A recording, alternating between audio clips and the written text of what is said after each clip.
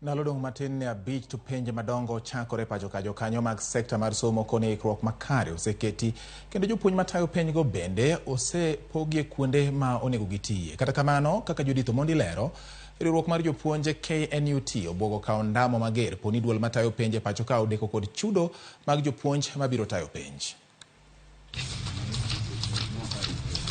Juma dhi karumo kendo wuok tich okayo machiegni.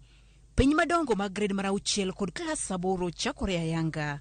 Jokanyo mag some counties ma opogore koni piny Kenya osetimo ikruok makare motelo ne penjgi. E county ma Homa Bay, commissioner mar county no Moses Lelan oyango ni skunde te mag piny owacho kod mag ji giwegi mayudore e county no kwand jopuonjre maromo 40,583 dhi timo penj mar klas 6, klas 8 jopuonjre maromo 42,208 ka jopuonjre mag klas 12 madhi timo penj mar KCSE e county no to romo 28,661.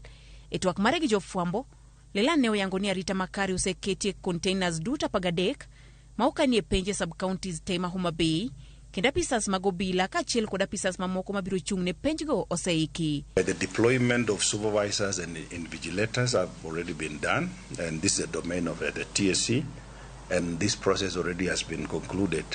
And all the next centers have supervisors and also invigilators for both the KPSEA exams, KCP, and also the KCSE. This year we have 2 additional. There is one in Lambwe and in Bita, and another additional container at Gotoyaro.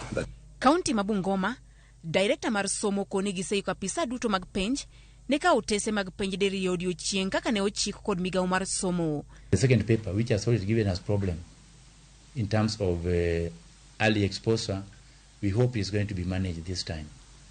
All the examination officials have been briefed, and this time we are going to have many secondary school teachers invigilating the exams in the center. That the changes that we have. Kata kamano, jagoro maduong' mar riwruok mar jopuonj NAT Collins Oyu obwogo kao ndamo mager ne duol matayo penj madongo e pacho kae NEC poni gichiwo chudo ne jopuonj mabiro tayo penjgo e wang' saa. It is a total sacrifice of a teacher to do this work. Mark exams, supervise exams, invigilate exams.